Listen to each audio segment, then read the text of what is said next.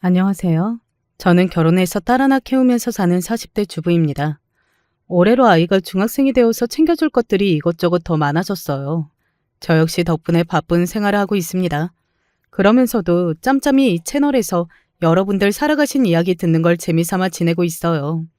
아무래도 저도 결혼 생활하면서 이래저래 겪는 일이 있다 보니 여러분들 사는 이야기에 함께 울고 웃기도 하고 맞장구도 쳐가며 재미있게 잘 듣고 있습니다. 보통은 제 가정과 인간관계에 만족하며 살아가고 있습니다만 어디 사람 사는 게 그렇게 내 마음만 같을 수 있나요? 저 역시 생각하면 골머리 아픈 사람들이 없는 건 아닙니다. 제 경우에는 시어머니가 말썽이었어요.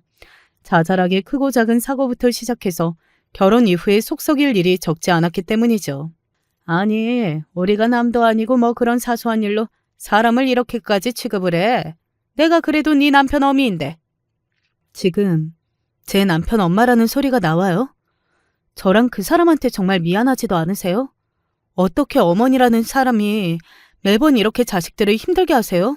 어머니 지금 고생하시는 거 다 자업자득이니까 저희한테 뭐라고 하실 거 하나도 없어요.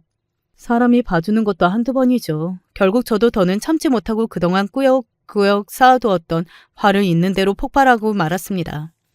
도대체 무슨 일이 있길래 고부지간에 이런 이야기까지 오간 건가 싶으시죠?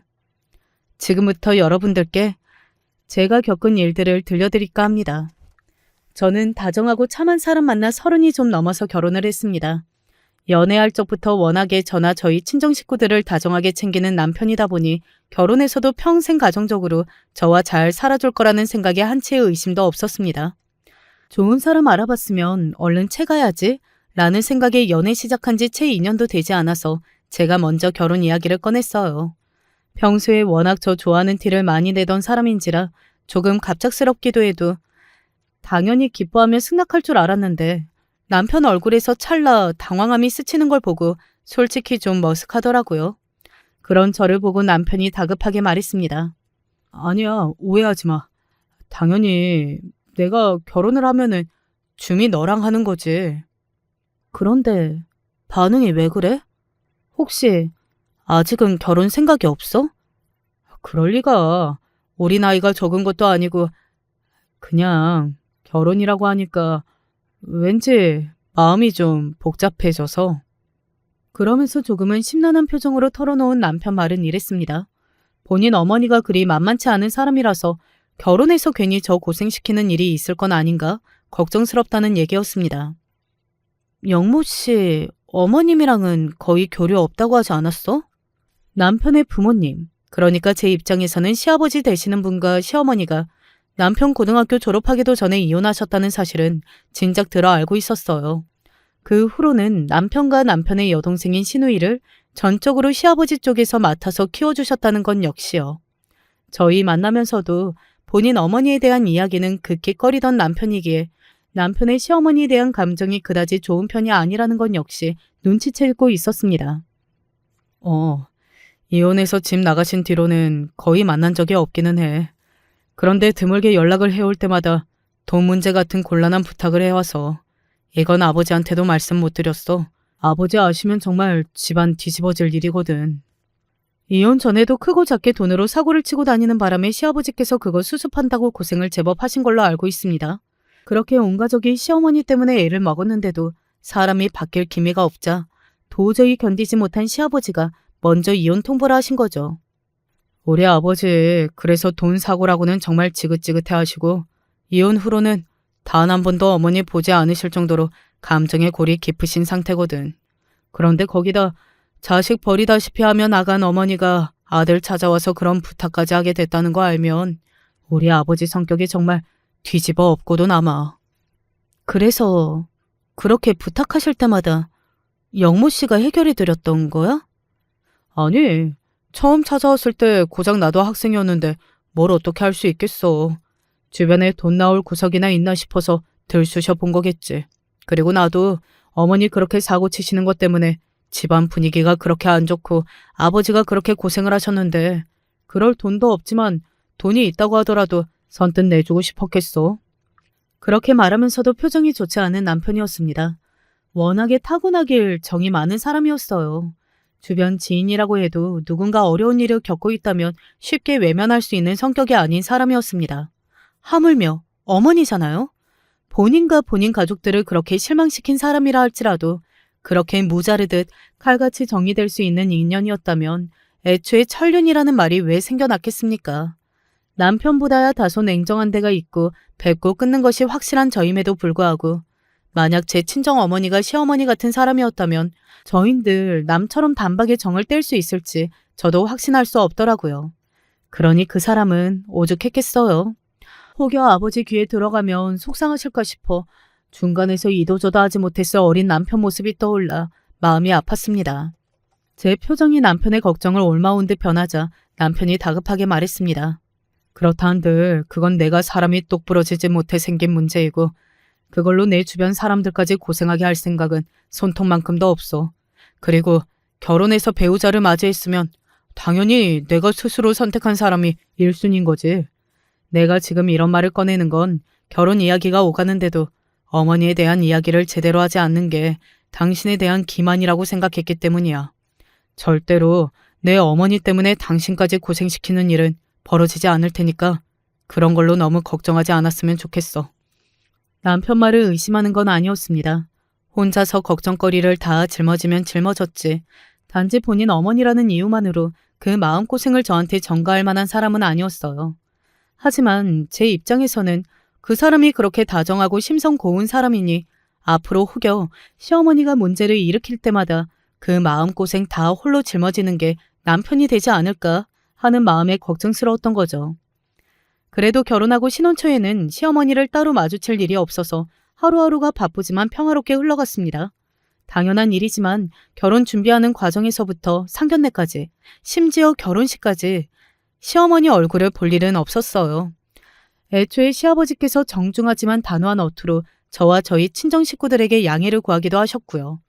주미가 대강의 사정은 미리 말씀을 드린 걸로 알고 있지만 그래도 영모 아비인 제가 확실하게 말씀을 드리는 게 옳을 것 같아서 영모 어미 되는 사람이 어린아이들 보기 부끄러울 만한 짓을 많이 했습니다.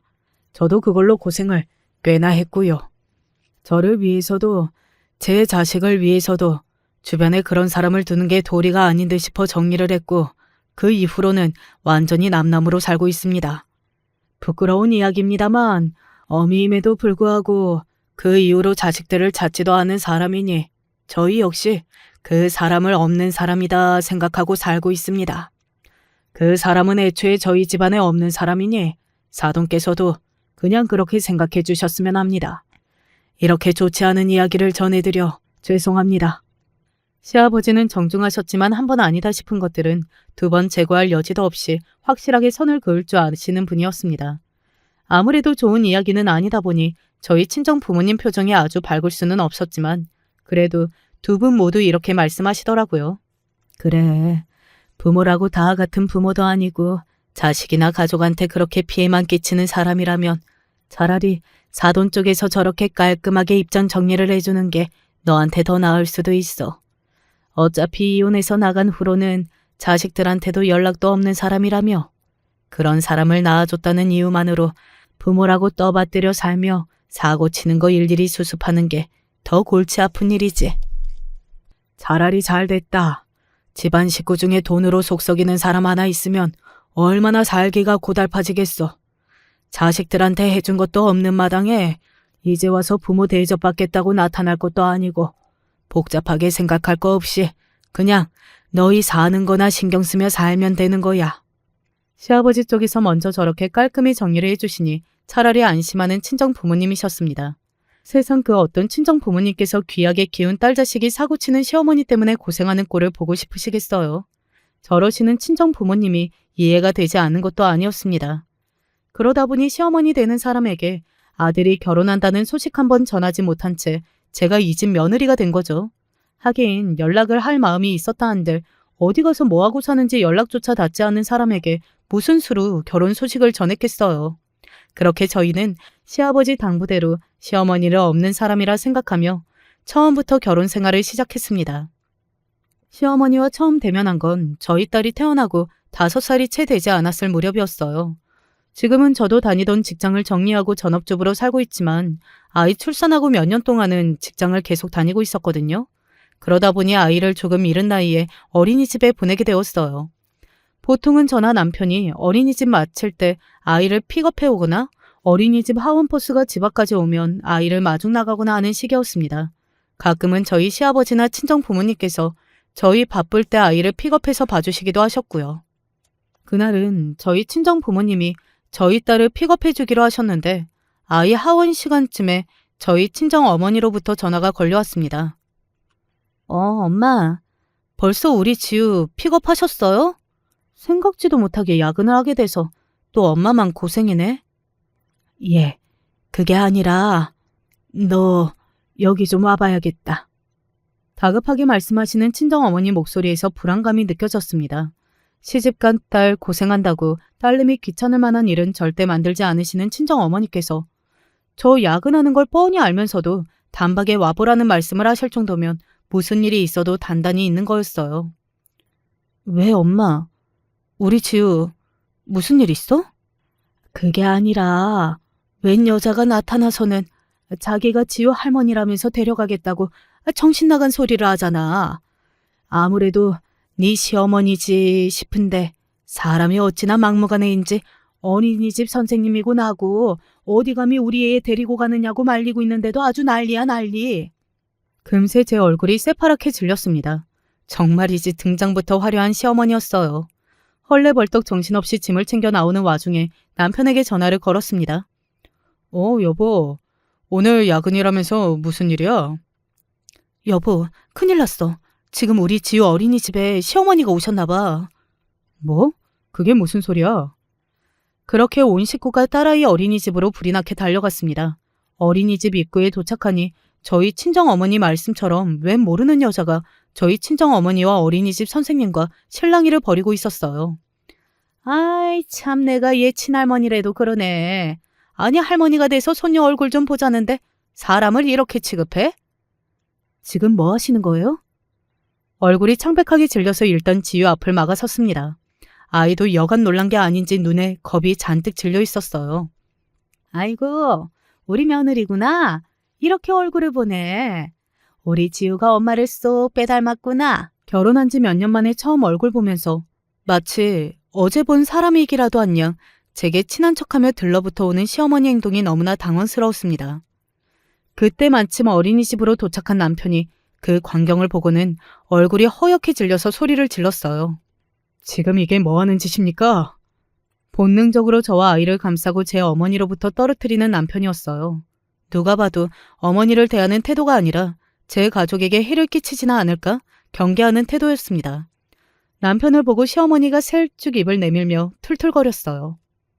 너는 오랜만에 보는 엄마한테 다짜고짜 하는 말이 그게 뭐니? 애 잘됐다. 그렇지 않아도 너 장가가서 어떻게 하고 사나 궁금하던 차였는데 앞장서? 가긴 어딜 가요. 당장 이리 따라 나와요. 좀처럼 볼 수 없는 남편의 으름장을 놓는 모습이었습니다. 황급히 시어머니의 손목을 붙잡고 어린이집을 빠져나가는 남편 뒷모습을 바라보며 이게 다 무슨 일인가 싶어 긴장해서 몸이 떨렸어요. 어머니 많이 놀라셨죠? 저분이 초면에 본인이 지우 할머니라면서 막무가내로 지우를 내놓으라고 하시는데 지우 외할머니 말씀 들어보니 정말 친할머니인 게 맞는 것 같기도 하고 그래서 차마 경찰에 신고도 못했어요. 아니에요, 선생님. 오늘 정말 고생하셨어요. 죄송합니다. 친정어머니와 함께 지우를 데리고 서둘러 집으로 들어오면서도 심장이 쿵쾅쿵쾅 날뛰었습니다. 신혼 초에야 혹시나 시어머니가 갑작스럽게 나타나서 애를 먹이는 건 아닌가 하는 걱정스러운 마음이 있었지만 그것도 별일 없이 몇 년 지나고 나니 정말로 시어머니라는 존재를 까맣게 지워버린 지 오래였습니다. 그러다 이 난장판을 겪게 되었으니 제가 얼마나 당혹스러울지 짐작이 가시죠? 저희 친정어머니 얼굴에도 수심이 가득했습니다. 이게 다 무슨 일이라니, 주미야. 아이고 내 새끼, 우리 지우 얼굴 질린 거 봐라. 애가 얼마나 놀랐겠어. 친정어머니 말대로 놀라서 제품에 꽉 붙어서 떨어지지 않는 저희 딸이었습니다. 그런 아이를 보면서 안쓰러운 마음이 든과 동시에 혹시 오늘의 이 난리가 시작에 불과한 건 아닐까? 불길한 마음이 들었습니다. 밤이 늦어서야 집으로 돌아온 남편 역시 온몸의 기운이 다 빠져나갔는지 녹초가 되어 있었어요. 그런 남편 외투를 받아주며 조심스럽게 입을 열었습니다. 여보, 괜찮아? 어머님이랑은 얘기는 좀 해봤어? 갑자기 우리 지우 어린이집에는 왜 나타나신 거래? 당신 많이 놀랐지? 이리 와서 앉아봐. 그렇게 서로 마주 앉고 나서도 한참을 입을 열지 못하는 남편이었습니다. 긴 침묵 끝에 무겁게 남편이 입을 열었어요. 여보, 정말 미안해. 결혼하면서 당신 이런 일 겪지 않게 만들 거라고 그렇게 약속을 했는데 오늘 정말 많이 놀랐지? 내가 놀란 게 문제가 아니라 우리 지우 놀랐을까 봐 그게 걱정이라 그렇지. 당신도 많이 놀랐지? 땅이 꺼질 듯 한숨을 쉬는 남편이었습니다. 자식이라고 없는 사람 취급하며 저 살고 싶은 대로 마음대로 살더니 이제 와서 나타나서는 도대체 나한테 무슨 억한 심정이 있어서 저러느냐 말이야. 어머니에 대한 원망과 실망감, 피로가 뒤섞인 남편 목소리에 저도 속이 상하더라고요. 시어머니가 찾아온 이유야 뻔했습니다. 제 자식 결혼하고 새끼 낳을 때도 안 찾던 인간이 뭐 때문에 나타났겠어? 자기 아쉬운 일 있으니 그렇지. 내가 결혼 전에 그나마 어머니라는 사람한테 일말의 기대라도 있었을 때면 또 모를까. 내 가족들 그렇게 혼비백산하게 만들어 놓고 뭐가 예쁘다고 돈을 해주겠어. 꿈도 꾸지 말라고 윽박질러서 쫓아냈으니까 당분간은 별일 없을 거야. 그래도 혹시 모르니까 당신도 모르는 번호로 걸려오는 전화 같은 건 받지 말고. 알았지? 처음 보는 손녀딸 며느리에게 이런 식으로 불쑥 나타난 시어머니인데 과연 남편 말을 제대로 들어먹을지 의문이었으나 그렇다고 당장 제가 어떻게 할 수 있는 일도 아니었어요. 그저 이만하게 끝나길 바라고 또 바랐습니다. 시아버지께야 당연히 말씀드리 엄두도 내지 못했지만 그래도 평소에 가깝게 지내며 사이가 좋았던 신우이에게는 슬쩍 시어머니에 대한 눈을 띄워보았습니다. 그 여자 정말 미쳤대요? 거기가 어디라고 나타나길.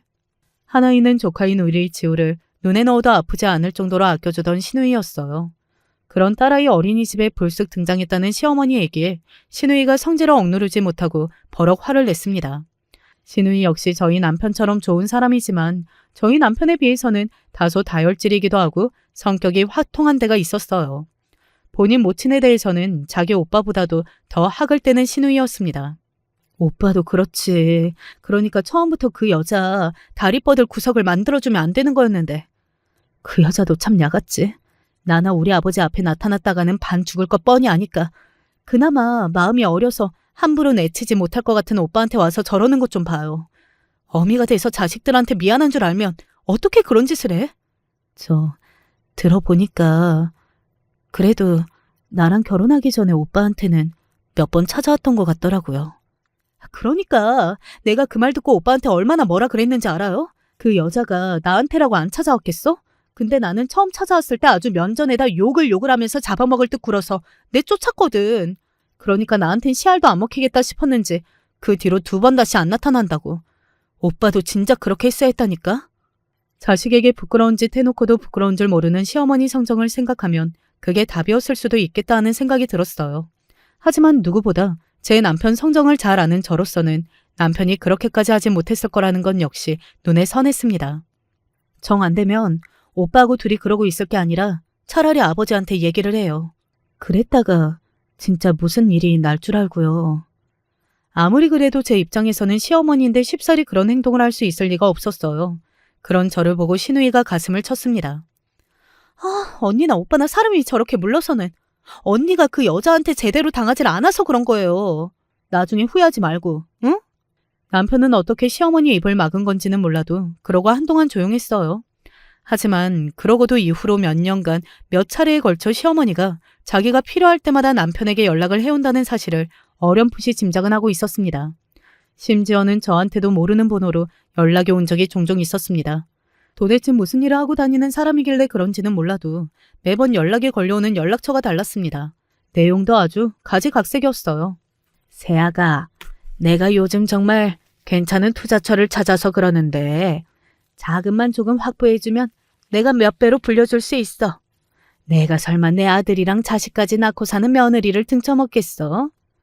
집에 배수 공사가 잘못됐는지 화장실 천장에서 물이 떨어지는데 이게 아예 윗집 바닥을 다 뜯어내고 해야 되는 대공사라 돈이 만만치 않게 들어가더라고. 내가 당장은 자금 융통하기가 좀 그래서 그런데 몇 달만 도와줄 수 있을까? 남편이 신신당부해서 그런 수상한 전화를 아예 받지 않으니 문자 메시지로 몇 번 이런 내용이 전달됐습니다. 그때마다 숨기지 않고 남편에게 그걸 다 보여줬고요. 이런 거 일일이 전하면 남편이 속상할 거라는 생각이 들어서 마음이 아프긴 했지만 그렇다고 남편 몰래 할 일은 아니라는 생각이 들었거든요. 그걸 볼 때마다 남편이 분해서 씩씩거리는 모습을 보아야만 했습니다.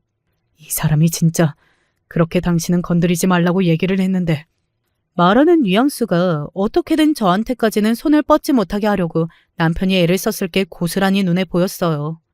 제가 걱정스럽게 입을 뗐습니다. 여보, 혹시 나랑 우리 지우 앞에 어머님 나타날까봐 따로 만나서 돈 건네주고 그런 거야? 내가 당신한테 뭐라고 하려는 게 아니라 나도 돌아가는 상황은 알고 있어야지 않겠어? 아니야. 당신 걱정할 만한 일 안 만들어. 앞으로도 혹시나 이런 쓸데없는 연락 오면 절대 대답하지 말고 나한테 다 말해. 알았지? 그렇게 말하는 남편 표정이 너무 피로에 잠겨있는 듯해 제 마음이 좋지 못했습니다. 자식 낳고 살아보니 우리 딸 어디 살짝 긁히기만 해도 내가 대신 아팠으면 싶은 게 엄마 마음이던데 어떻게 자기 속으로 낳은 자기 자식을 저렇게 힘들게 만들 수 있는지 시어머니가 원망스러운 마음뿐이었습니다. 친정 어머니께서 병으로 몸이 편찮으시자 그런 생각은 더 강하게 들었어요. 아이고 내 새끼. 제 새끼 키우기도 몸이 10개라도 부족할 텐데 어미까지 이렇게 골골대서 고생을 시켜 미안해 어째. 엄마는 진짜 별소리를 다 해. 그런 말할 기운이 있으면 더 열심히 드시고 얼른 기운 차릴 생각이나 하세요.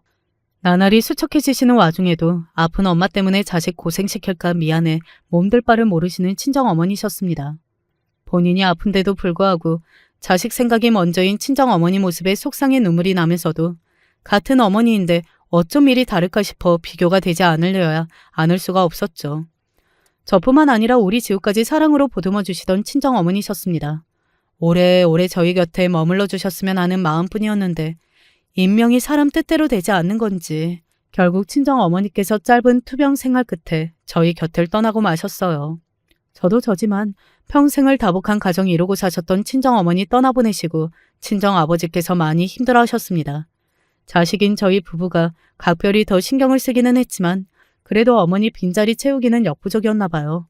손녀 재롱에 가끔 희미하게 미소를 지으시긴 했지만 나날이 수척해지시는 아버지 얼굴을 보며 저도 마음이 많이 아팠습니다.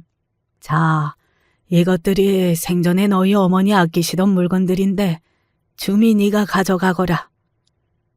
제가요? 이 집에 안 놔두고요? 너희 어머니 다른 물건들도 아직 많이 가지고 있어. 그리고 이것들은 생전에 너희 엄마가 아끼던 것들이라 평소에도 자기가 가면 다 너 물려주겠다고 했던 것들이야. 그러니까 사양할 거 없고 가져가서 잘 써. 너희 엄마도 그걸 바랄 거야. 그렇게 생전에 엄마의 손때가 묻은 소중한 물건들을 여러 받아가지고 왔습니다. 기분 탓인지는 몰라도 그 물건들에서 꼭 엄마 냄새가 나는 것 같아서 괜스레 눈물이 핑 돌았어요. 그런 저를 보며 남편이 말없이 제 어깨를 꼭 안아주었습니다. 저희 친정어머니 떠나면서 남편이 거의 상주나 다름없었거든요. 저나 저희 아버지 마음 추스르는데도 이 사람 도움이 없었으면 많이 힘들었을 겁니다. 그런 남편이 고마우면서도 정작 제 어머니로부터 부모가 당연히 주어야 할 사랑을 받지 못했다는 생각에 다시금 마음이 아파왔습니다. 저희 친정어머니랑 남편이 사이가 참 좋았거든요. 저희 어머니도 남편에게 정을 많이 주셨고 남편 역시 저희 어머니를 친어머니처럼 따랐으니까요. 그런 친정어머니 돌아가시고 저 사람 속도 말이 아닐 텐데 자기 진짜 어머니한테 뒤에서 들들 볶이고 있지는 않을지 염려스러웠습니다. 여보, 요새는 어머니께서 따로 연락 안 하셔? 당신은 그런 걸 신경 쓸 거 없대도 그런 일 없으니까 너무 마음 쓰지 마. 그때는 저도 어머니 떠나보내고 너무 마음에 경향이 없어서 남편에게 그렇게까지 신경을 쓰지 못했어요. 남편이 뒤에서 제 친모에게 그리 시달리고 있을 줄 알았더라면 제가 곁에서 더 힘이 되어줘야 하는 건데 지금 생각해도 후회스럽고 마음이 아픕니다. 주말에 간만에 여유가 생겨서 온 가족이 함께 대청소도 하고 버릴 물건들도 좀 정리하고 있었어요.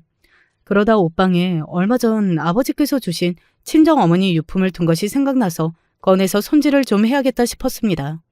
평소에 어머니께서 물건을 워낙 깔끔하게 쓰시는 분이라서 별다른 관리는 크게 필요하지 않았지만 그래도 가방 2개는 손질이 좀 필요했어요. 그건 어머니께서 평생 아껴 드시던 명품 가방이었습니다. 저희 어머니가 원래 사치하시는 성격은 아니에요. 명품이라고는 평생 살면서 딱 그거 2개 들고 사셨습니다. 살면서 중요한 일이 있거나 저 때문에 학교 행사가 있거나 할 때는 그 2 가방을 번갈아 드셨죠. 저도 명품 이런 거는 잘 몰라서 잘은 모릅니다만 명품은 관리를 잘해서 오래 들수록 가치가 높아진다면서요. 벌써 어머니께서 그 가방을 사용한 지가 20년은 좋게 되셨으니 아마 가격으로 따지자면 프리미엄도 상당히 붙을 터였습니다. 물론 웃돈을 얼마 더 얹어준다 한들 이제 얼마 남지 않은 엄마의 흔적을 느낄 수 있는 엄마 물건을 팔 생각은 눈꼽만큼도 없었지만 말입니다. 워낙 깔끔하게 관리를 잘 하신 터라 겉보기에는 새 것이랑 크게 차이가 없었어요. 원래 어머니께서 물건을 소중하게 아껴 쓰시는 분이기도 했지만 그 2개 다 아버지께서 좋은 일이 있을 때마다 큰 마음 먹고 사주신 거거든요. 그중 하나는 2분 10주년 결혼 기념일에 해주신 선물인 걸로 알고 있어요. 가방이 좋은 물건이기도 했지만 그런 2분 사랑의 역사가 담겨있는 추억 가득한 물건이다 보니 제게도 그건 소중한 유산이었습니다. 가죽 제품이라 한 번씩은 꼼꼼하게 기름칠을 해주는 것이 나중에 관리하기도 편하다는 얘기를 어머니께 종종 들은 적이 있었습니다. 그래서 저도 어머니 하듯이 잘 관리해서 나중에 우리 지유한테까지 물려줄 생각을 하며 넣어둔 옷장 문을 열었어요. 이게 어디에 갔지? 정말이지 귀신이 곡할 노릇이었습니다. 2 가방 모두 옷장을 열면 잘 보이는 천장 쪽 진열대에 가지런히 올려놓았는데 그 2 가방이 모두 싹 다 없어진 거예요. 처음에는 내가 물건을 잘못 놓고 기억을 못하는 건가 싶어서 아무리 기억을 더듬어 봐도 분명 그 자리에 둔 게 분명했습니다. 그렇다고 다른 물건들도 제자리에 있는 게 아니라면 다시 저를 의심했겠지만 그 명품 가방 2개 제외하고는 나머지 물건들은 평소에 두던 자리에 고스란히 그대로 있었어요. 생각해보면 이 집에 값어치가 나가는 사치품이라고는 딱 저거 2개뿐이었습니다. 애초에 저희 부부가 명품 틱틱 사서 쓸 만큼 부자도 아니었고 그럴 돈이 있다 한들 명품에 그렇게 크게 관심이 있는 사람들도 아니었고요. 남편 결혼하면서 하나 맞춘 명품 정장 외에는 명품이라고는 최근에 어머니 유품이라며 아버지께서 전해주신 그 가방 2개가 전부였습니다. 순간 도둑이 든 건가 생각이 들었어요. 하지만 도둑이 든다 한들 이상한 일 아닙니까? 남의 집 문을 따고 들어와서 고가의 귀중품을 가져간다고 한다면 집안이 엉망으로 어질러져 있다거나 하는 게 보통이지 않아요? 그런데 이건 마치 온 집안을 여유롭게 둘러보다 발견한 명품 가방을 쓱 가져간 듯 그 자리만 휑하게 비어있는 꼴이었습니다. 그렇지 않으면 평소에 제가 그 물건들을 어디에 두었는지 아는 사람이 한 짓이라는 건데 저희 집에 그런 짓 할 사람이 어디 있습니까? 남편이나 지우가 그럴 거라는 건 웃기지도 않은 소리이고 저희 3 식구 외에 저희 집 현관문 도어락 비밀번호를 아는 사람은 돌아가신 저희 친정어머니뿐이었어요. 친정아버지조차도 저희 식구가 없을 때 저희 집을 방문하신 적은 단 한 번도 없었습니다. 정말이지 이게 무슨 귀신이 곡할 노릇인가 싶었어요. 그래서 머뭇거리다 남편에게 말했습니다. 여보, 얼마 전에 아버지한테 받아온 엄마 가방이 싹 없어졌어. 뭐? 그게 무슨 소리야? 잘 찾아봐. 그게 발이 달린 것도 아니고 어딜 가겠어. 아니야. 분명히 저기 얹어놨는데 2개 다 없어. 제 말을 듣는 남편 표정도 심각해졌습니다. 결국 저희 2 사람은 함께 관리실로 내려갔어요. 도둑이요? 최근에 수상한 사람 다니는 거는 한 번도 본 적이 없는데. 그럼 일단 여기서 이러시지 마시고 CCTV를 한번 확인을 해보시죠. 그렇게 해서 경비 아저씨를 따라 아파트 보안실까지 가게 되었습니다. 한참을 저희 집 현관 쪽이 보이도록 설치된 CCTV를 돌려본 끝에 마침내 목도한 광경에 저희 부부 둘 다 경악에 차서 입을 떡 벌릴 수밖에 없었어요. 화면에 등장한 건 바로 시어머니였습니다. 아니, 저 사람이 왜 저게... 남편이 얼굴이 새하얗게 질려서는 소리쳤어요. 그렇게 지켜본 CCTV 영상은 정말 확인할수록 기가 막혔습니다. 마치 저희 집에 사는 사람인 양 유유히 저희 집 문 앞까지 온 시어머니가 아무렇지도 않은 듯 도어락 덮개를 열어 찬찬히 비밀번호를 찍었습니다. 마치 늘상 저희 집을 드나들던 사람처럼 말입니다. 그러고는 침착하게 저희 집 안을 들어간 지 1시간쯤 시간이 흘렀을까요? 시어머니 손에는 저희 친정엄마의 명품백이 들어있을 것이 분명한 더스트백 2개가 들려 있었습니다. 내 집에서, 그것도 시어머니라는 여자한테 우리 엄마 유품을 도둑질 당하다니. 너무 기가 차니까 말이 목구멍에 턱턱 걸려서 잘 나오지도 않더라고요. 그런 저를 보는 남편 얼굴에 죄책감과 자괴감으로 일그러졌습니다. 이 정신 나간 인간이 저게 무슨 물건인 줄 알고 감히. 흥분하고 있는 남편 모습을 보다가 버뜩 그 생각이 들더라고요. 도대체 시어머니가 무슨 재주로 저희 집 도락 비밀번호를 알고 저렇게 태연하게 문을 땄다는 겁니까? 뒷목이 섬뜩한 기분이 들자 이건 반드시 확인을 해봐야 한다고 생각했어요. 이 앞으로도 며칠치 영상 한 번 더 빠르게 돌려주실 수 있나요? 그렇게 미처 충격이 가시지 않은 채로 다시 영상을 더 앞으로 돌려보았습니다. 이번에야말로 너무 소름 끼쳐서 아무 말도 할 수 없었어요. 화면에 다시 나타난 시어머니는 저희 집 근처에 몰래카메라를 설치하고 있었습니다. 교묘하게 비밀번호를 찍는 모습이 보일 만한 위치에 말입니다. 충격에 차마 말을 잇지 못하는 저희를 보고 보안실 보안 요원에게 이렇게 말씀하셨습니다. 참. 전문적인 절도범 중에서 이렇게 치밀하게 계획적인 수법을 쓴다는 얘기는 들어봤는데 그걸 저 나이 드신 양반이 일반 가정집에 하는 건 또 처음 봤네요. 일 버리는 솜씨를 보니까 저런 짓 한두 번 한 게 아닌 것 같은데요. 경비 아저씨나 보안 요원이 화면 속 인물이 제 시어머니라는 것을 꿈에도 모르고 있음에도 불구하고 창피해서 어디 쥐구멍이라도 들어가고 싶었습니다. 그리고 동시에 제 마음이 분노로 부글부글 끓기 시작했어요. 아니 어떻게 아들 며느리 사는 집에 무단 침입해서 며느리 물건을 훔쳐갈 생각을 할 수가 있습니까? 그것도 제 어머니 유품을 말입니다. 거기다 저희 집에 침입한 그 파렴치한 수단은 또 어떻고요? 어떻게 저런 인간이 다 있을 수가 있나 싶었어요. 제 옆에서 남편 역시 분노로 주먹을 꽉 쥐고 부들부들 떨고 있었습니다. 여보, 내가 무슨 일이 있어도 저거 다시 찾아올게. 저 인간한테서 저거 내가 반드시 찾아올 테니까, 응? 사건의 전말을 알고 정말이지 황망함을 감출 수가 없었습니다. 내 남편이 그동안 저런 인간에게 시달려온 건가 생각하니 정말 이제 어처구니가 없으면서도 엄마가 소중하게 사용하신 유품을 이렇게 허망하게 뺏겼다는 사실에 올분이 치솟다가 그만 마음이 아파졌습니다. 때맞춰 걸려온 시누이 전화를 받지 못했다면 차마 아무데도 얘기 못하고 벙어리 냉가슴만 끙끙 앓았을 거예요. 아가씨. 언니, 왜 그래요? 도대체 무슨 일이야, 어? 저도 정말이지 경황이 없었나 봐요. 평소 같으면 말을 좀 가려서 했을 텐데 저도 그 꼴까지 당하고 나니 말이 주체가 되지 않더라고요. 펑펑 울면서 반은 알아듣고 반은 알아듣지 못할 말을 쏟아놓는 저 때문에 놀라서 결국 시누이가 저희 집까지 쫓아왔습니다. 사건의 전말을 알고 나서 시누이가 얼마나 노발대발했는지 몰라요. 그 인간이 진짜 사람이에요? 아니, 어떻게 자기 식구들도 모자라서 며느리라고 들어온 사람한테까지 이 추잡한 꼴을 벌일 수가 있어? 어떡해 언니, 어떡해. 아가씨, 차라리 제가 돈을 가져갔으면 이러지는 않을 거예요. 우리 엄마 돌아가시고 얼마 남지도 않은 유품인데 어떻게 그걸 그렇게 쏠랑 가져가 버릴 수가 있어요? 안 되겠어요 언니. 이거 오빠한테만 맡겨서 될 일이 아니야. 결국 이 사달을 온 식구가 다 알게 되었습니다. 그동안 당신 아들이 제 상종하기도 싫은 전 부인에게 일이 시달렸다는 것을 뒤늦게 알고 시아버지께서 분통을 터뜨리셨어요.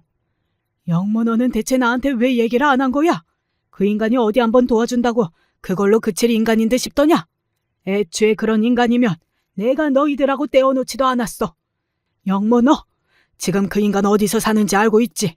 당장 끌고 와 당장. 이번만큼은 남편도 결코 가만히 넘어갈 눈치가 아니었습니다. 저보다도 남편의 분노가 훨씬 컸어요.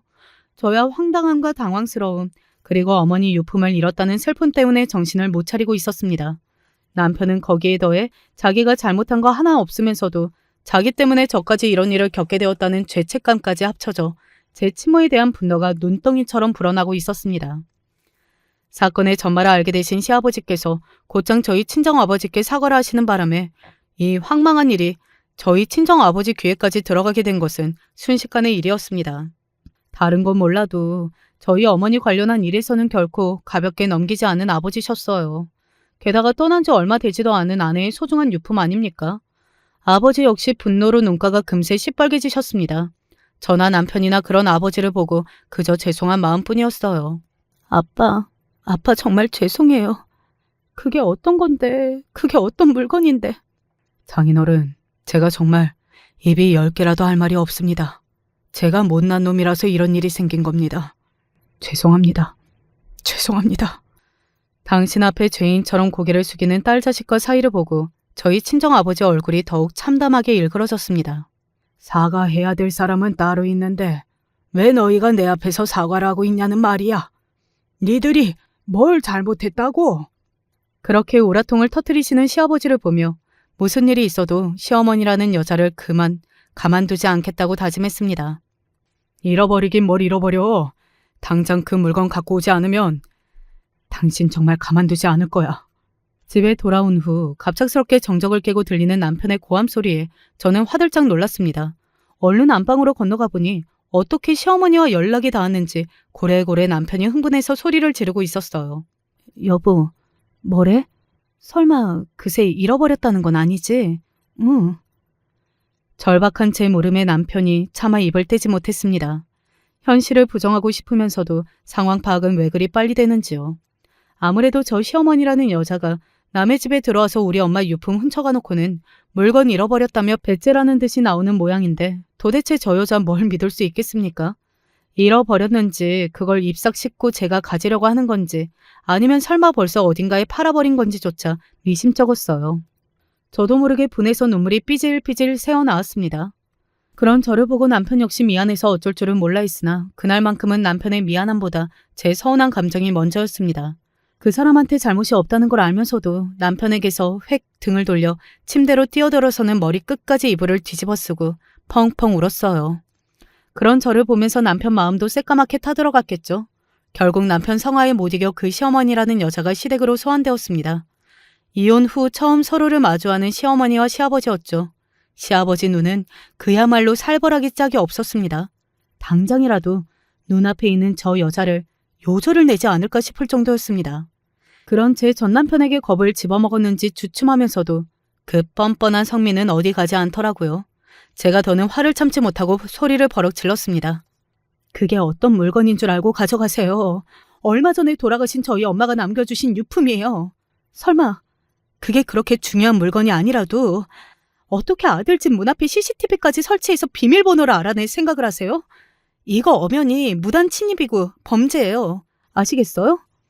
범죄는 무슨... 내가 내 아들 집에 들어가겠다는데 어디서 범죄 운운하고 있어? 니들이 진작 나를 엄히 대접하고 알아모셨으면 내가 이렇게까지 했겠어? 저 정신 나간 여자가 감히 내 며느리한테 무슨 막말하는 거야? 그 더러운 입 다치지 못해?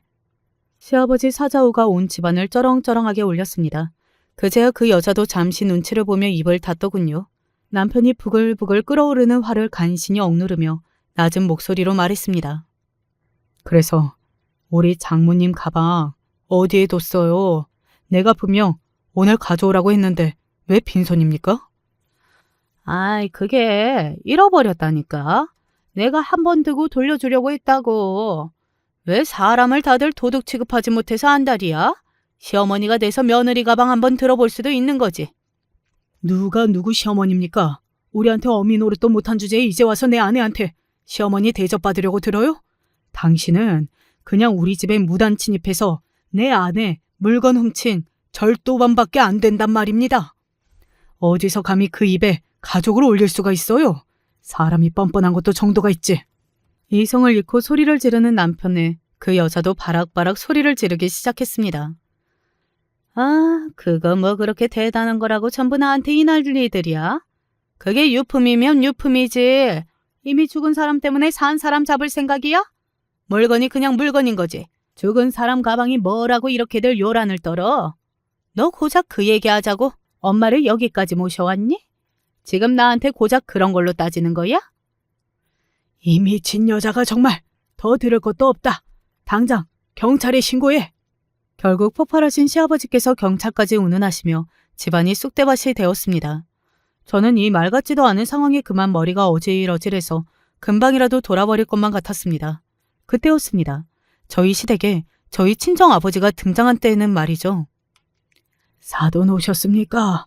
제가 정말 사돈 별 낯이 없습니다. 사과를 드리고 또 드려도 그저 죄송할 따름입니다. 죄송합니다. 죄송합니다, 사돈. 아무래도 저희 시아버지께서 저희 친정아버지를 오시라고 연락을 넣으셨던 모양이에요. 굳은 표정으로 집안에서 일어나던 꼴을 바라보던 저희 친정아버지가 무섭게 입을 떼었습니다. 당신입니까? 내 딸 사위 집에 마음대로 쳐들어가서 내 아내 유품 빼돌렸다는 사람이. 생각지도 못하게 이 추잡한 꼴을 처음 보는 사돈에게까지 들키자 자기도 창피한 건 아는지 잠시 주춤하던 시어머니가 이내 뻔뻔하게 낯짝에 철판을 깔고 짓거리기 시작했습니다.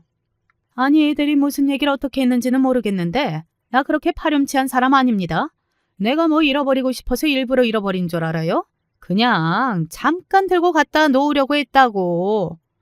아 나도. 이 미친 여자야. 당장 사과드리지 못해? 사과는 무슨 사과? 내가 뭘 그렇게 잘못했다고. 사람을 이렇게 죄인 취급해. 정말이지 상식이 통하지 않는 여자였습니다. 이 꼴 더는 친정아버지께 보일 수가 없어 그만 아버지를 모시고 가려고 하는데 그런 저를 아버지께서 침착하게 저지하셨습니다. 그러니까 끝내 나랑 내 딸, 내 사위한테 사과할 생각이 없다. 그 말입니까? 사과 안 해. 사과 못해. 그래, 잘 알겠습니다. 그러더니 저희 아버지께서 갑자기 시댁 현관문을 활짝 열어주셨습니다. 그러자 기다렸다는 듯이 한 무리의 사람들이 집 안으로 와르르 쏟아져 들어왔어요. 너, 인연 잘 만났다. 그동안 우리 돈 떼먹고 잘 먹고 잘 살았나 보지? 저 면상 판판한 꼴 좀 보소. 그 돈이 어떤 돈인데 감히 그걸 떼어먹고 날라? 오냐? 오늘 인연 제산 날인 줄 알아라. 뭐야? 당신들 뭐야? 얼굴이 새하얗게 질린 시어머니가 차마 도망을 가기도 전에 그 여자 사지를 붙잡은 사람들이 이내 이성을 잃고는 시어머니를 마구잡이로 두들겨 패기 시작했습니다. 갑작스럽게 폭행을 당하기 시작한 시어머니는 물론이거니와 생각지도 못한 상황이 들이닥친 꼴을 보는 저나 남편, 시댁 식구들 역시 당황해서 어쩔 줄은 몰라 했습니다. 다들 뭐 하는 거야? 당신들 미쳤어? 왜 다들 보고만 있어? 경찰에 신고해 빨리. 영모야, 엄마 좀 구해줘. 살려줘.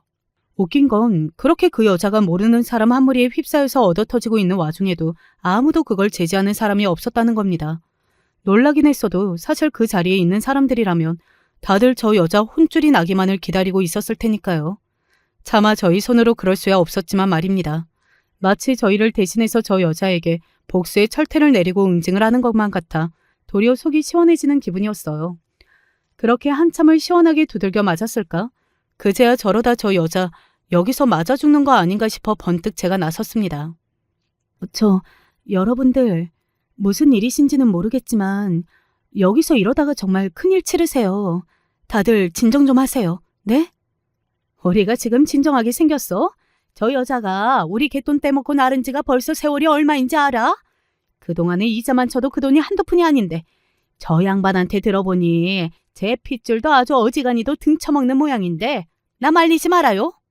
그렇게 제가 말리는 신용을 하자 그제야 엉거주춤 따라 말리는 신용을 하기 시작한 시댁 식구들 때문에 간신히 그 여자가 사람들 소나기에서 풀려날 수 있었습니다. 그래봤자 이미 얻어 터질 만큼 얻어 터진 뒤라서 그 여자 몸이 만신창이었지만 말입니다. 물론 제가 그 여자를 걱정해서 말린 건 아니었고 괜히 시댁에서 무슨 사고라도 났다가 저희한테 안 좋은 일이 생길까 싶어 말린 거였어요. 제가 그 여자 뭐 예쁘다고 그 여자를 생각해서 말려줬겠습니까? 저도 심성이 그리 고운 사람은 아니었는지 그렇게 흠씬 두들겨 맞고 걸레짝이 된 그 여자 꼬라지를 보니 조금은 마음속에 맺혀있던 응어리가 내려가는 듯도 했습니다. 그 여자가 차마 서름을 주체할 수 없는지 복이 흉한 몰골로 질질 짜는 소리를 했습니다. 사람이 눈앞에서 이렇게 얻어맞고 있는데 어떻게 제대로 말리는 사람이 하나도 없을 수가 있어? 그러자 그 꼴을 차가운 눈으로 지켜보기만 하시던 저희 친정아버지께서 입을 여셨어요. 그건 우리를 원망할 일이 아니라 그 꼴을 당하고 있어도 제 편 들어줄 사람 하나 없을 정도로 형편없는 인생을 산 댁 스스로를 원망해야지. 오죽하면 저 심성 고운 내 사위가 제 어미 그 꼴을 당하는데도 말릴 생각을 않겠어. 내 사위, 내 딸에게 한 거 생각하면 이 정도로 끝내주는 것도 감사한 일인 줄 알아. 찾아보니 오늘 저분들뿐만 아니라 워낙 여기저기 더럽게 싸지르고 다니는 일이 많아서 원한 사람도 한둘이 아니더구만. 앞으로 내 딸 내 사위 앞에 한 번만 나타날 때마다 각자 다른 사람들한테 오늘 같은 꼴 똑같이 당하게 해줄 테니 어디 내 집 좋으면 다시 한번 찾아와 보시든가. 제 아버지 말씀에 온몸에 핏기가 다 빠진 듯 질려가는 그 여자였습니다. 제가 보기에도 저희 아버지가 허투루 하시는 말씀처럼 들리지는 않았어요.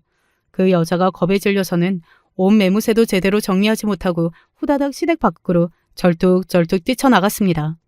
그렇게 그 징글징글한 시어머니와는 영영 안녕이었어요. 이 모든 사달이 끝나고 나서야 몸에 온몸에 힘이 빠지셨는지 친정 아버지께서 그만 바닥에 털썩 주저앉으셨습니다. 장인어른, 아빠. 남편 부축을 받으며 잠시 심호흡을 하고 진정하신 친정 아버지께서 입을 여섰습니다.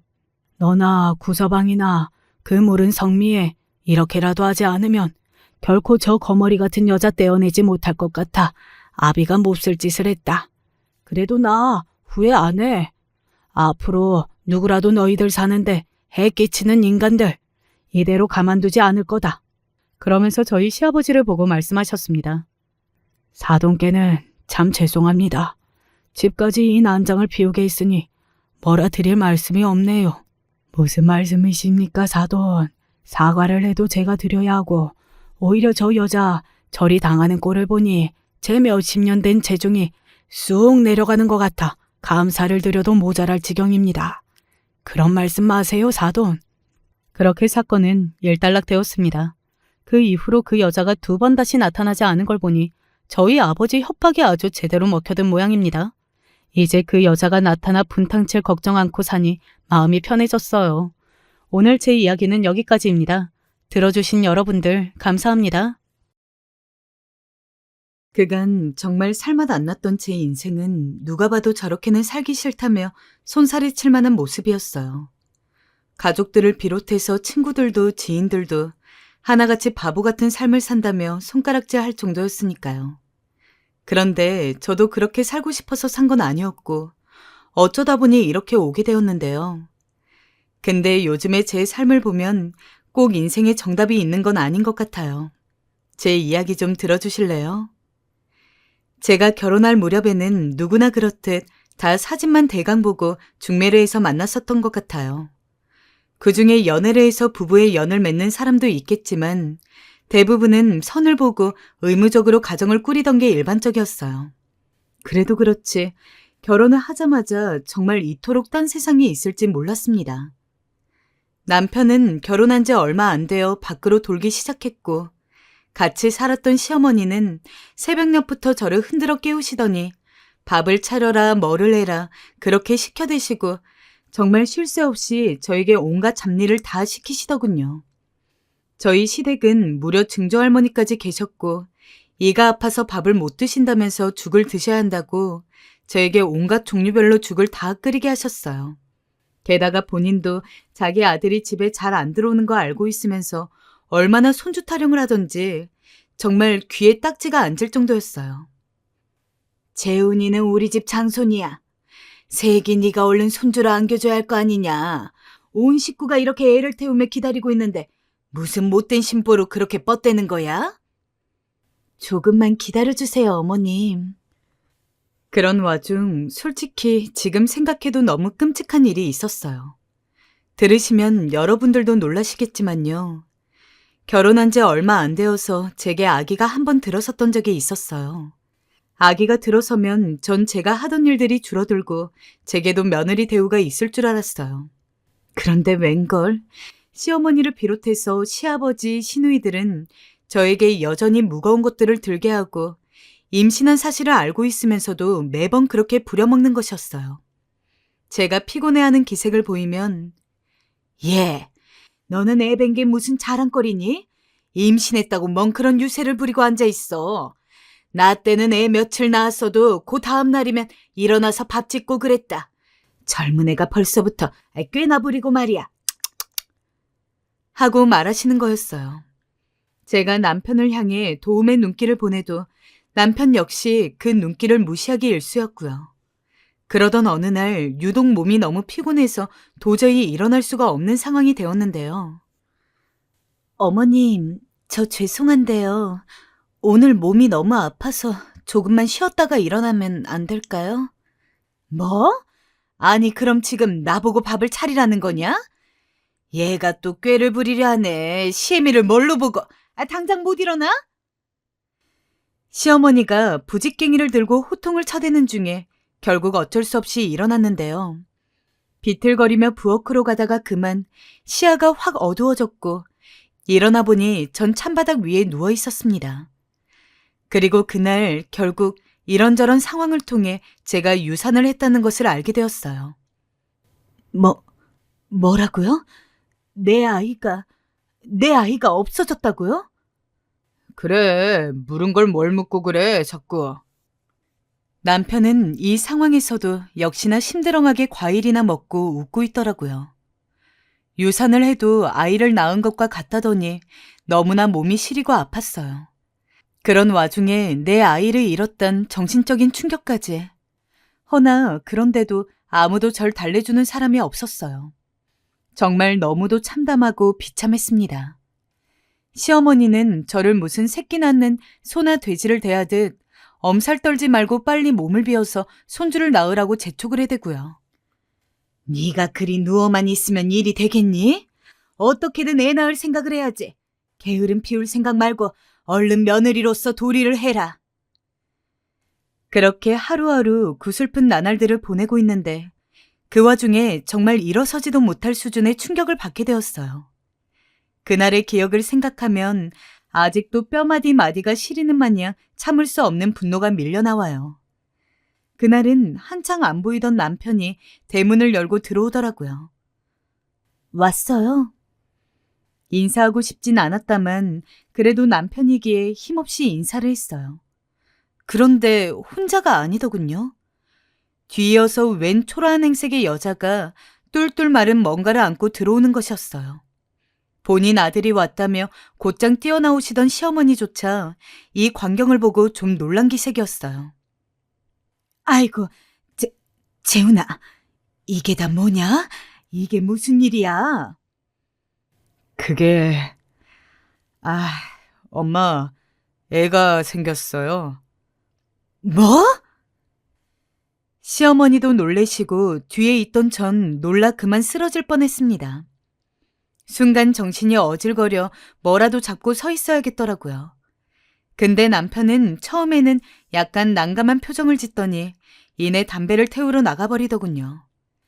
저는 아주 얼얼한 눈으로 이런 상황들을 바라보고 있는데 그때 매우 피로해 보이던 여자가 시어머니를 쳐다보며 말하더군요. 남자아이예요.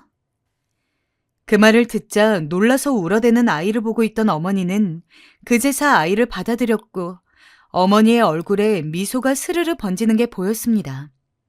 그러더니 시어머니는 이 일이 마치 신이 나는 일이라는 듯 소리를 냅다 지르시더라고요.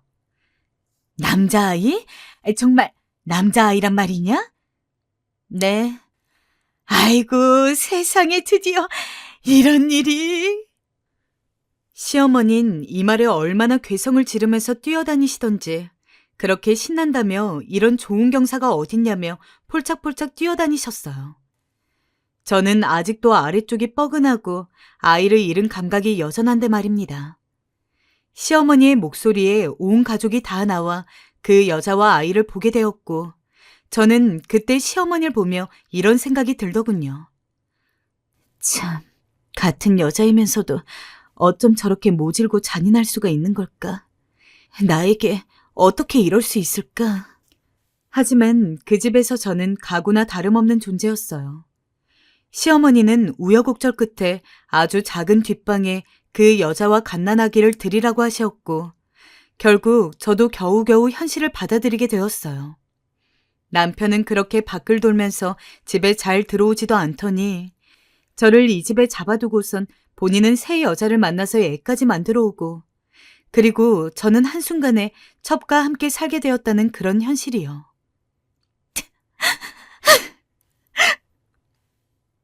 저는 밤마다 슬픔을 이기지 못하고 울음을 참을 수가 없어 울고 또 울었어요.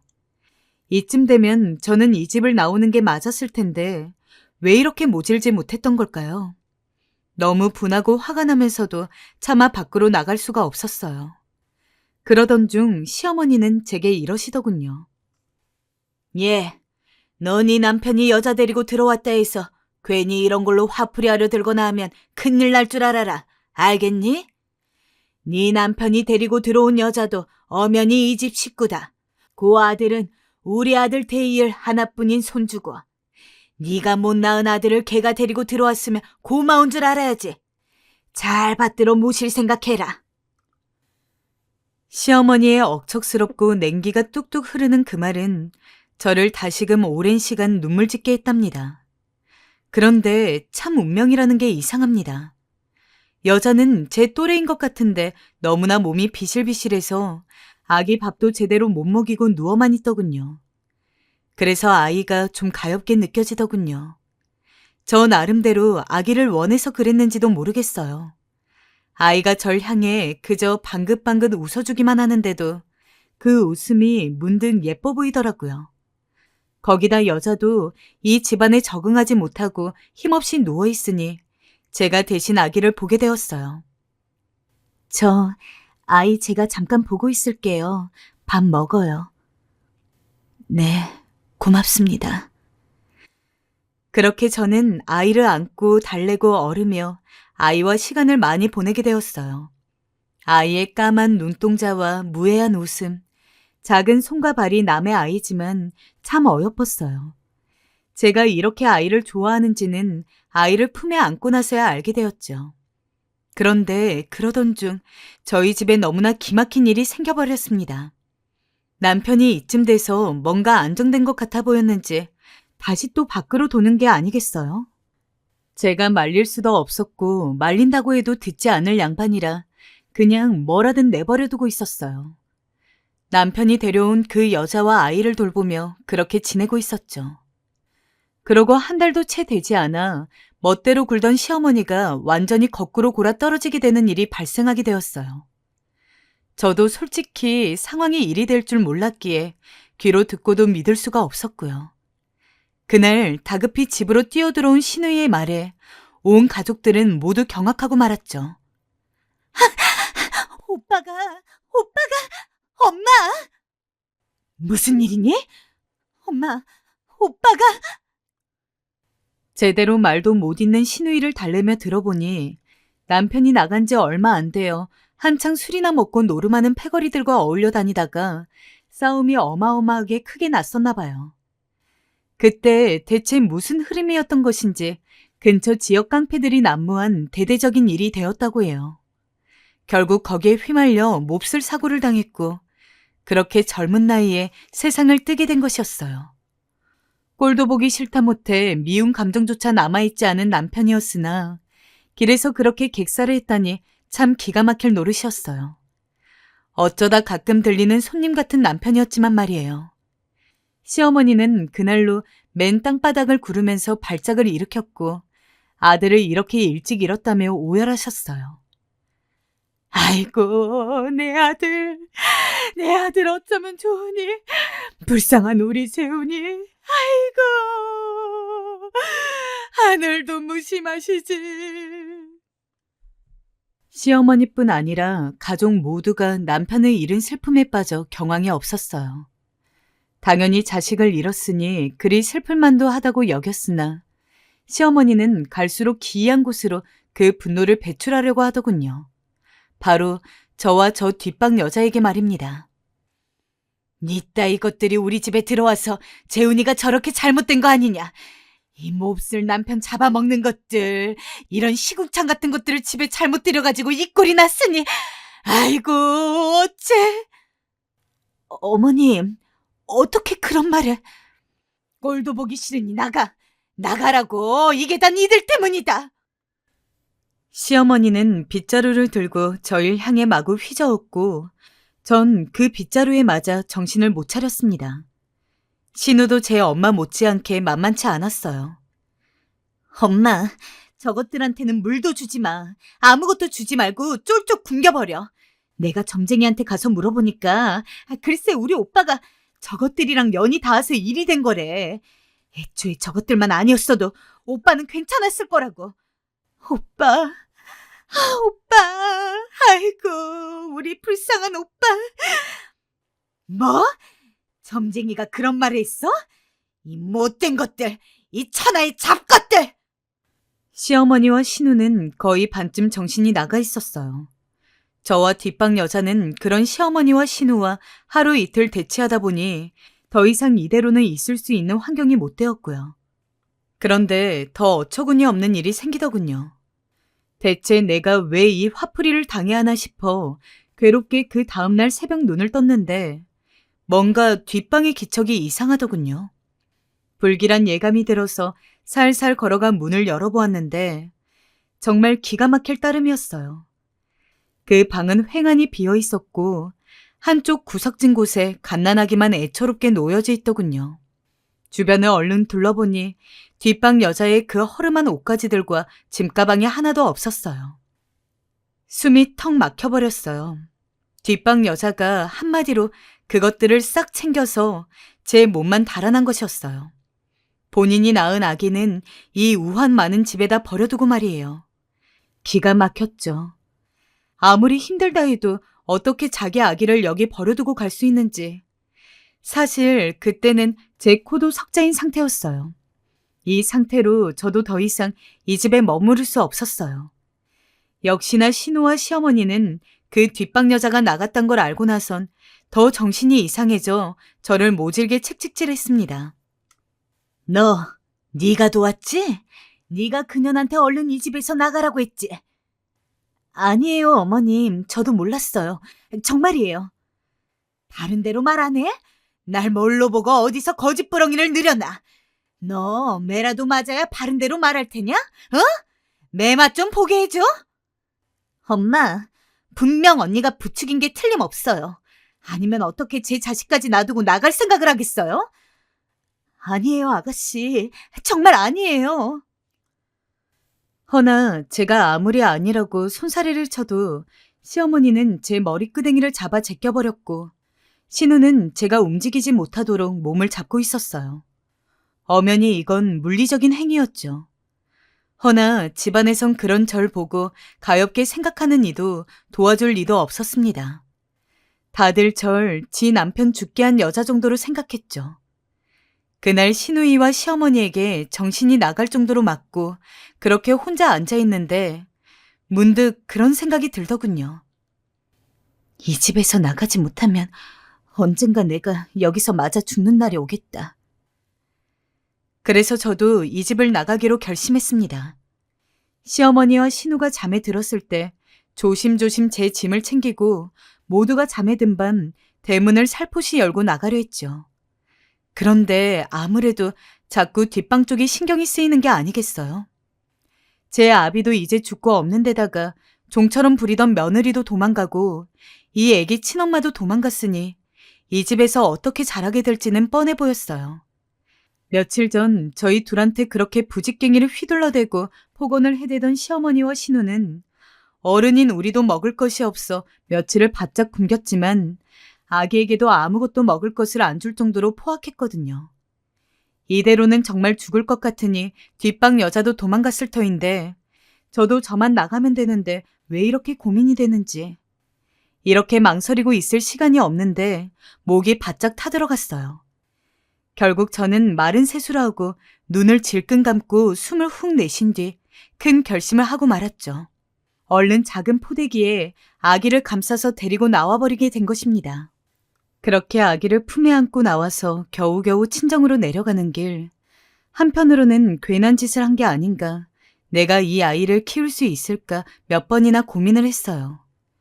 그런데 아기는 그 힘없는 몰골을 하고선 제 손가락을 한 번씩 부여잡았다가 놓았다가 반복을 하더군요. 저도 모르게 아기의 배에 얼굴을 묻고 한참 그 가여운 숨과 냄새를 몇 번이나 들이마셨는지 몰라요. 너도 생명이라고 살겠다고 그렇게 살아있음을 나한테 나타내는구나 싶어서 너무나 가엾게 느껴졌어요. 그런 상태로 당장 먹일 것도 없고 저도 잔뜩 배를 고른 상태로 친정에 들어가게 되었어요. 아니, 이게 무슨 일이니? 미연이 너 왜 여기로 온 게야? 엄마, 어쩔 수가 없었어요.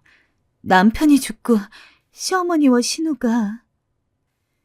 친정에서는 저를 보자마자 당연히 난리가 나버렸고 자초지종을 대강 설명했어요. 근데 엄마가 아이를 보더니 버럭 화를 내는 게 아니겠어요?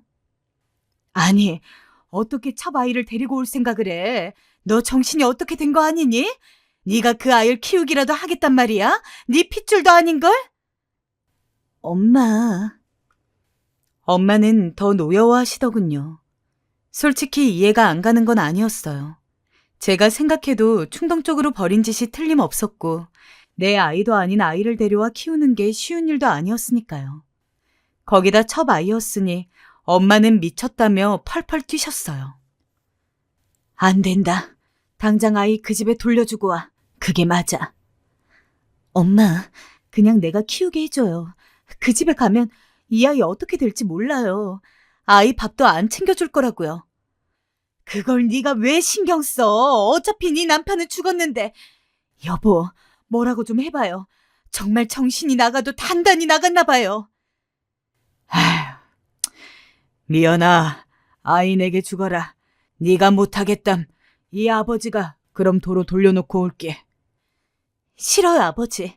죄송해요. 얘가 정말? 한참 그렇게 실랑이가 계속되었고 저는 아버지에게 아이를 뺏기지 않으려고 안간힘을 썼어요.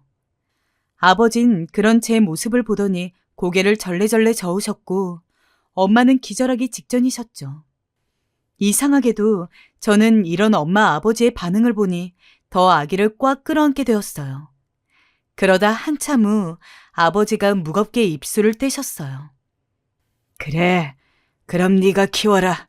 대신 우리한테 도움은 바라지 말아라. 네, 알겠어요. 그렇게 아버지의 허락 아닌 허락이 떨어지고 나선 일단은 부모님을 도와서 아기를 돌보고 집안 농산일을 하게 되었어요. 오랜만에 친정이 와서 그런지 그래도 몸도 마음도 편했어요. 아이 돌보는 것도 큰 기쁨이었고요. 그런데 그 평안은 머지않아 종지부를 찍게 되었어요. 사람의 입으로 하는 일들은 어쩜 이렇게 가혹하게 느껴지는 걸까요?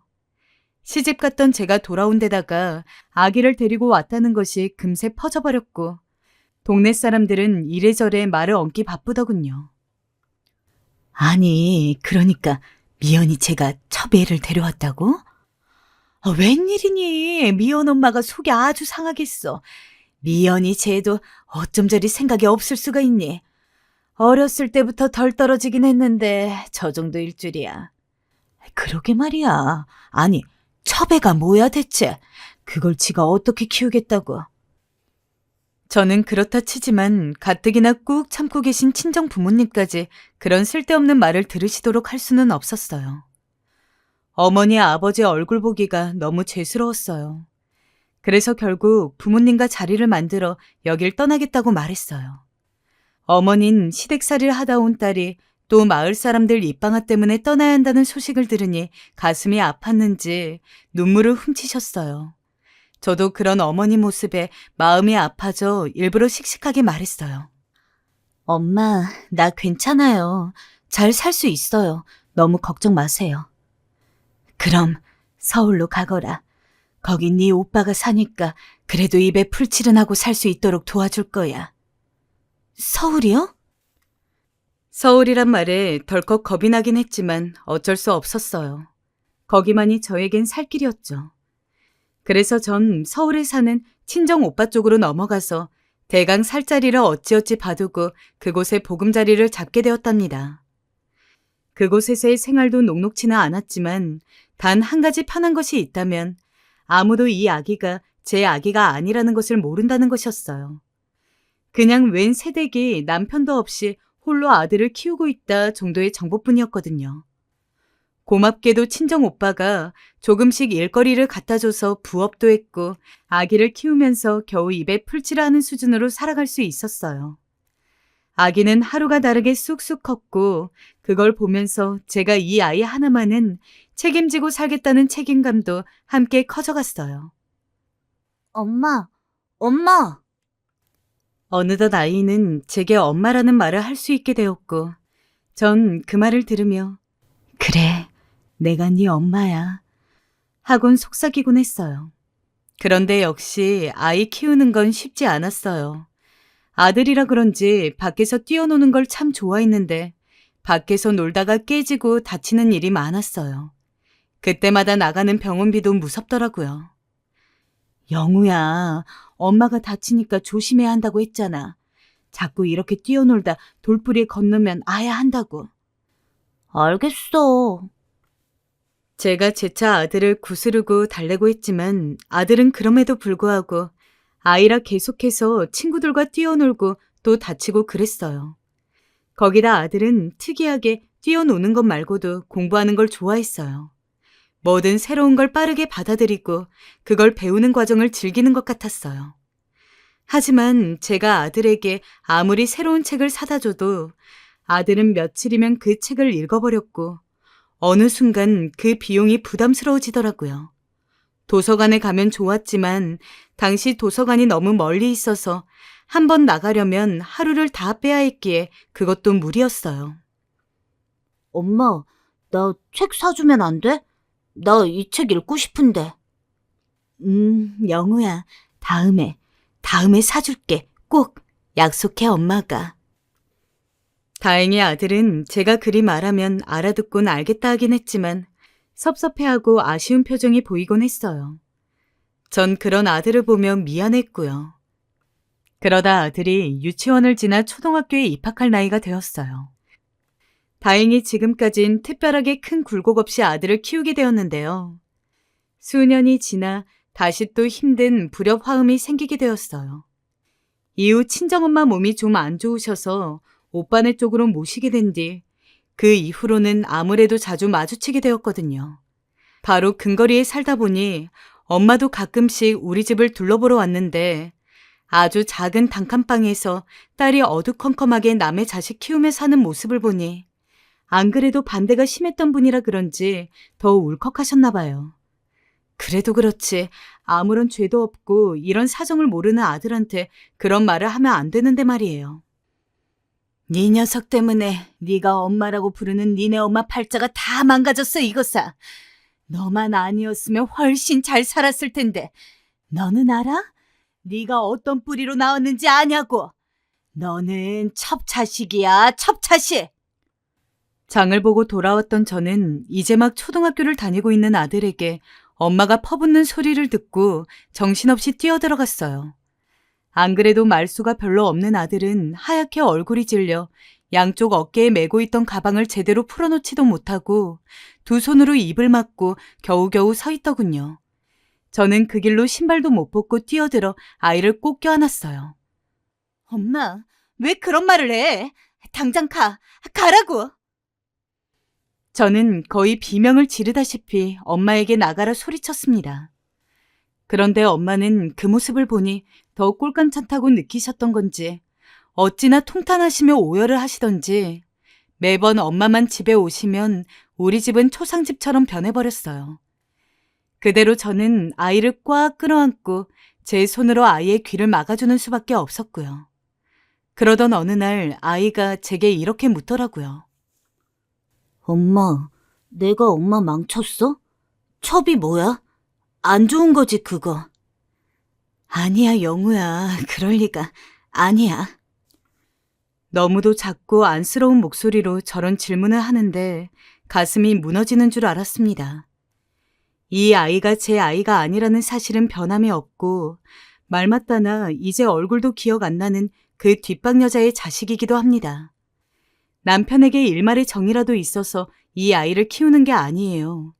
그냥 도저히 그 지옥 같은 집에 이 아이를 둘 수가 없었어요. 이유는 그것뿐이에요.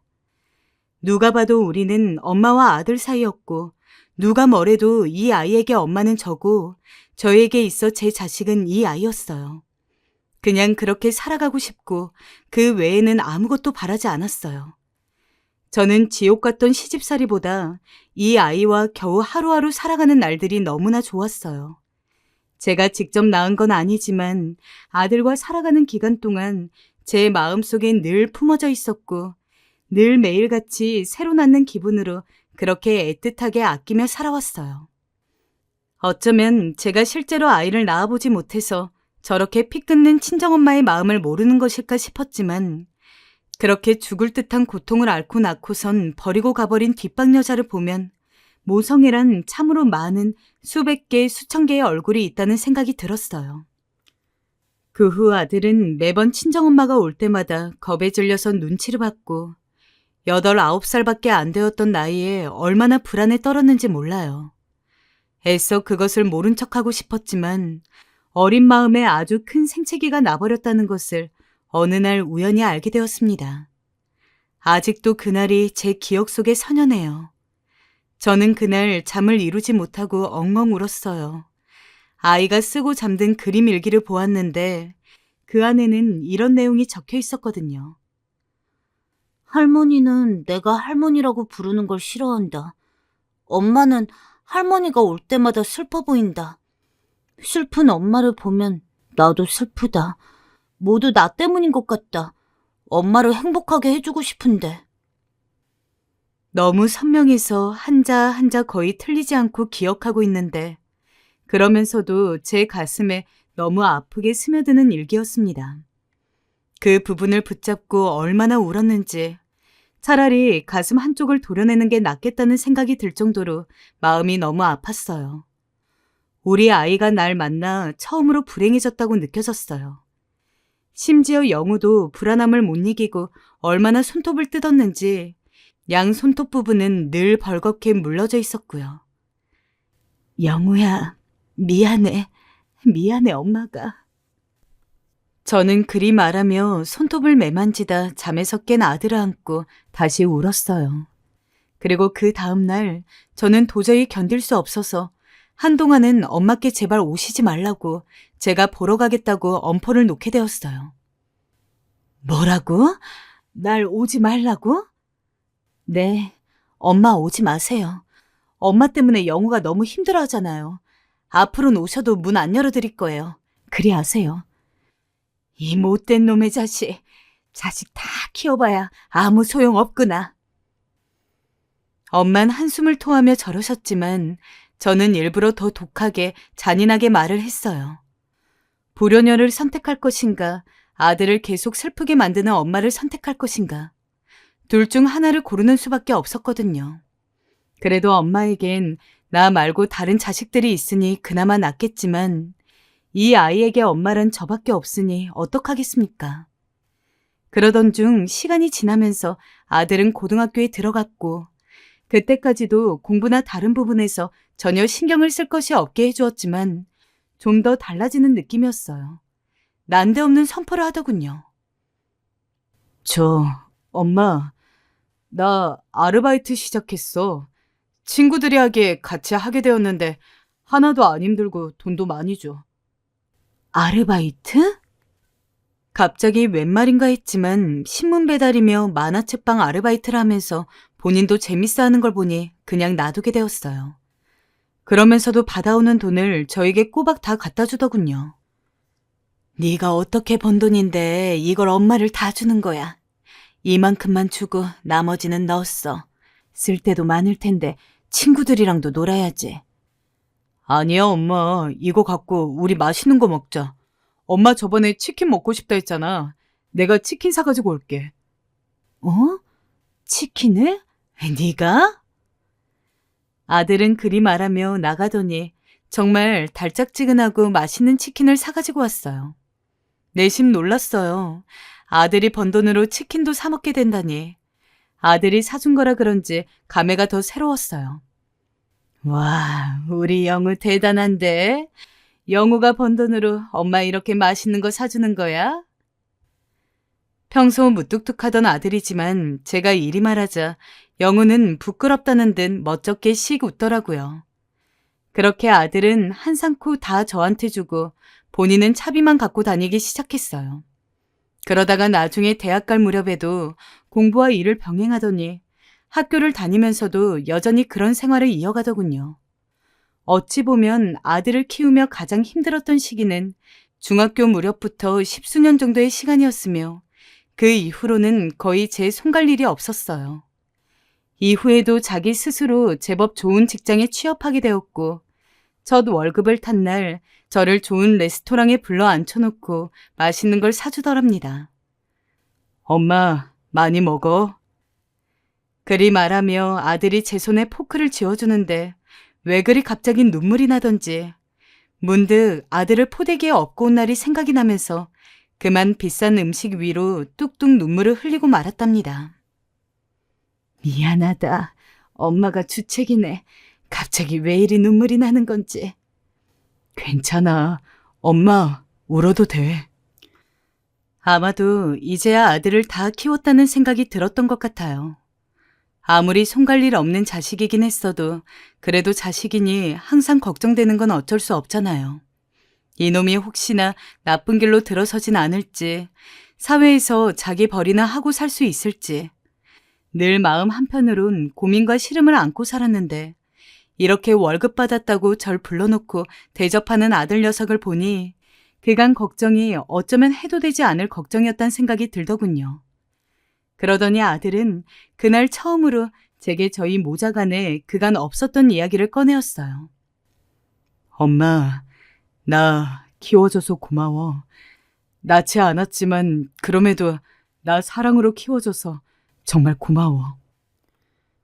영우가 그 말을 직접 꺼낸 적은 처음이었어요. 알고는 있었지만 제 앞에선 그저 모른 척, 할머니가 뭐라 해도 못 들은 척 그랬던 아들이었어요. 근데 처음으로 제게 그 말을 하며 고마움을 말하더라고요. 그리고 아들은 아들을 좋게 본 상사가 소개시켜준 선자리에서 만난 아가씨와 결혼도 하게 되었어요. 며느리와 처음 만난 자리에서 며느리는 이리 말하더군요. 아들이 연애하는 동안 제 얘기를 많이 했는지. 어머님, 이가 어머님 얘기를 정말 많이 했어요. 자기가 세상에서 가장 존경하는 분이라고요. 그래서 저도 어머님 꼭 뵙고 싶었어요. 하는데 새삼 쑥스럽기도 하고 내가 뭐 해준 게 있다고 먹적기도 하고 그랬습니다. 아들과 함께한 세월이 길다면 길고 짧다면 짧은데 어쩌면 시간이 그렇게 빨리 흘러가 버린 건지 잘 이해가 가지 않았어요. 사람 사는 게 다 비슷한 것일까요? 아니면 어느 정도 시기부터 제가 그렇게 많이 고생스럽지는 않았다는 걸까요? 이후로 여전히 친정오빠 집 근처에서 살아가고 있었는데 아들을 독립시킨 지 그리 오래되지 않아 끔찍한 일을 당하고 말았어요. 아직도 그때 생각만 하면 아찔해서 꿈에서 몇 번 깨기도 하는데요. 바로 여동생과 함께 차를 타고 가다가 그만 대형 교통사고를 당하게 된 것이었어요. 저는 당시 의식이 없었고 겨우 차에서 끌어내려져 그대로 병원에 실려가게 되었어요. 여동생은 저보다 위험한 상태는 아니었는데 외려 옆에 있던 제가 이루 말할 수 없는 수준으로 처참하게 다쳐 일어나지 못했다고 합니다. 저는 그때 기억이 아직도 드문드문 있는 편이라 다 생각해내지는 못해요. 당시 받았던 수술은 정말 끔찍할 정도로 괴로웠고 이걸 견뎌내야 한다는 것이 너무 두렵고 무서워서 몇 번이나 기절을 한 적도 있었어요. 하지만 그 순간마다 눈물로 범벅이 된 아들이 제 옆에 있었고 손을 몇 번이나 잡고 그 옆에서 제발 같이 견뎌내달라고 빌기 일쑤였습니다. 엄마, 제발 이렇게 포기하면 안 돼. 제발 참아줘. 가끔 밤중에 희미하게 아들이 병실 문틈으로 저를 들여다보다가 이내 얼굴을 구기며 눈물을 흘리는 듯한 모습이 보였어요. 거의 저는 8개월가량 병원에 있게 되었고 아들은 어쩔 수 없이 복귀를 하게 되었지만 그래도 매번 와서 며느리와 함께 교대로 저를 돌보았어요. 아무래도 대소변 처리가 힘드니 간병인을 쓰려고 했으나 한사코 며느리가 본인이 하겠다면서 남의 손에 저를 맡길 수 없다고 하더군요. 아니, 그래도 내가 너무 미안한데 너희 회사도 가야 하고. 아니에요, 어머니. 제가 할 수 있어요. 제가 할 수 있는데 못하러 간병인을 써요. 편하게 계셔주세요. 저도 처음에 너무 낯간지러웠지만 몸이 성치 않다 보니 누굴 따지고 있을 형편이 안 되었어요. 그 정도로 몸이 망가진 것이라 결국 어쩔 수 없이 신세를 지게 되었는데 그때마다 병원분들이나 가끔 면회 오던 지인들이 그렇게나 칭찬을 해주더군요. 요즘 같은 때에 다들 질세라 간병인한테 맡겨놓고 도망가지. 직접 똥오줌 받겠다는 며느리가 어딨어 세상에.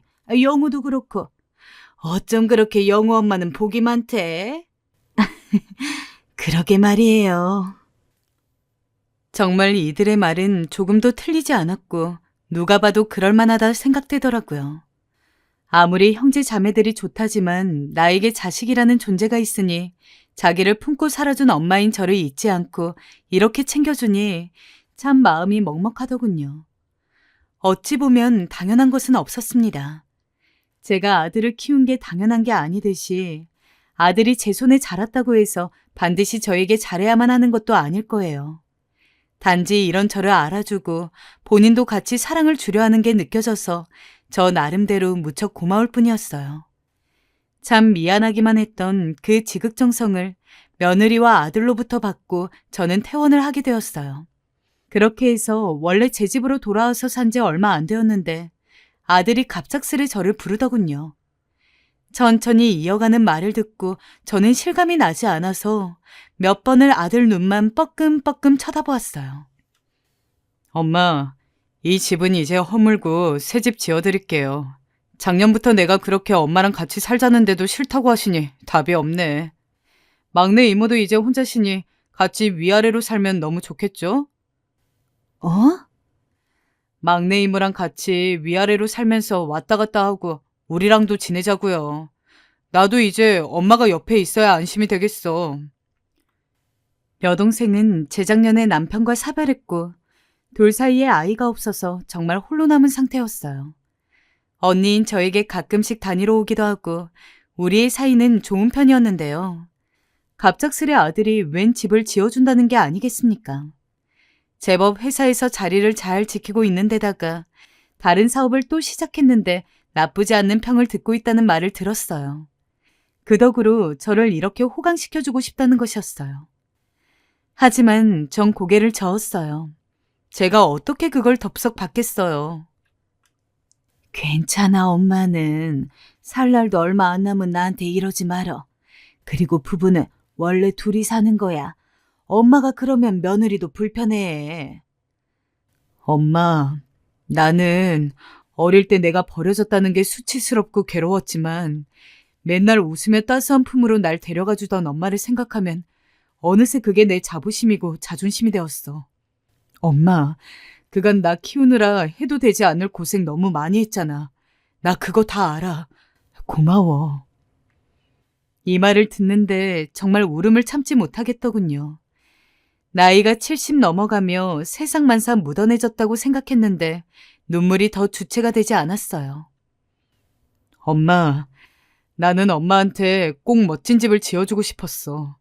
옛날 우리 옆집 살던 동훈애처럼 말이야. 거긴 2층 집이라면서 엄마랑 나랑 맨날 왔다 갔다 하며 부러워했잖아. 나는 꼭 엄마를 그런 집에 모시고 싶어. 이미 아들은 다 계획을 했고 제가 혼자 사는 것은 여전히 마음에 걸리니 자기 막내 이모인 제 여동생과 이야기를 잘 해보라고 하더군요. 결국 이렇게까지 멀리 내다본 아들을 생각하니 거절할 수도 없었고 여동생에게 제안을 했더니 마다할 게 뭐가 있겠어요. 얼씨구나 좋다며 언니 덕을 본다면서 연신 좋아하고 난리도 아니었어요. 현재는 공사 중이기 때문에 아들 집에 와서 지내는 중인데 아들은 엄마 집 들어가기 전에 나란히 살 기회가 지금밖에 없다며 얼마나 좋아하는지 모릅니다. 며느리한테 조금 미안하기도 하지만 제 남편의 성장 배경에 대해서 다 들어서 알고 있다며 정말 대단하시다고 사돈 어른들과 함께 저를 연신 좋게 봐주는데 외려 제가 황송할 지경이에요. 참 힘든 날들도 많고 서러워 울었던 날들이 많았지만 제 노년의 날이 젊었던 날보다는 덜 치열하고 느릿느릿하게 편안하게 걸어가는 느낌이라서 저는 그 자체에 감사할 뿐이에요. 다른 집처럼 자식들이 많고 사위 며느리가 넘치는 것은 아니지만 제 몸으로 아이를 낳아본 적도 없는데 이 정도면 정말 분수 이상의 것을 누리는 것이라고 생각되네요. 지금까지 이 노인네의 이야기 들어주셔서 감사하고요. 여러분들도 건강 챙기시며 오늘 하루 행복하게 마무리하시길 바랍니다.